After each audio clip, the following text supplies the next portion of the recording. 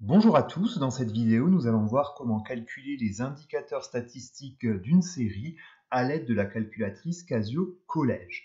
Donc, comme vous avez pu le voir sur les différents exemples, calculer les indicateurs statistiques d'une série, moyenne, médiane et surtout écart type, ça peut être assez long et assez laborieux, même si ce n'est pas difficile. Et donc on va voir comment obtenir directement ces indicateurs à l'aide de la calculatrice, et ça va nous permettre de gagner pas mal de temps.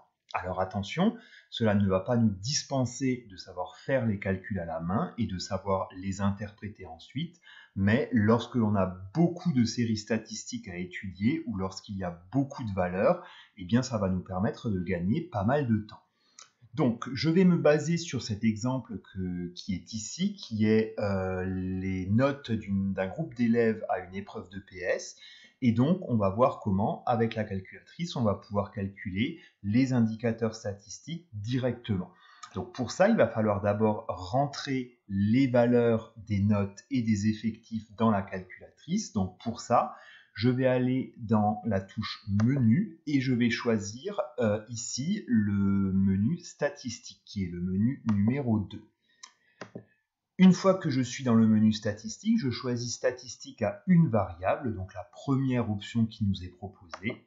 Et donc là, je vois apparaître deux colonnes, deux listes, dans laquelle on va rentrer dans la première les notes des élèves, donc les valeurs de notre série statistique, et dans la deuxième, nous allons rentrer les effectifs qui correspondent. Donc ici, je vais rentrer d'abord les notes, donc nous avons la note 7, 8, 9, 10, 11, 12 et 13.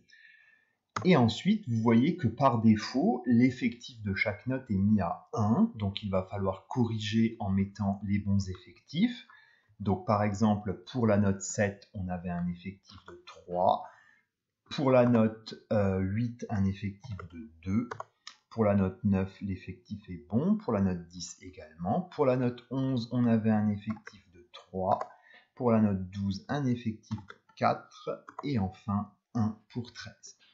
Donc là, on a rentré dans la calculatrice les valeurs de notre série avec les effectifs qui correspondent. Et maintenant, pour pouvoir demander à la calculatrice de nous calculer les indicateurs statistiques qui vont nous intéresser ensuite, on va appuyer sur la touche Option qui est ici et on va choisir calculer les statistiques à une variable, donc qui est l'option numéro 3. Donc j'appuie sur la touche 3.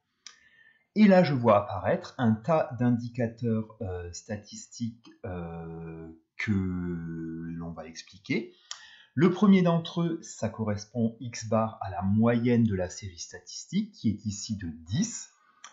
Ensuite, les trois suivants ne nous intéressent pas vraiment, on ne va pas les expliquer ici. Nous avons ici, sur la cinquième ligne, sigma de x qui vaut ici 2,06 et qui correspond à l'écart type de notre série statistique.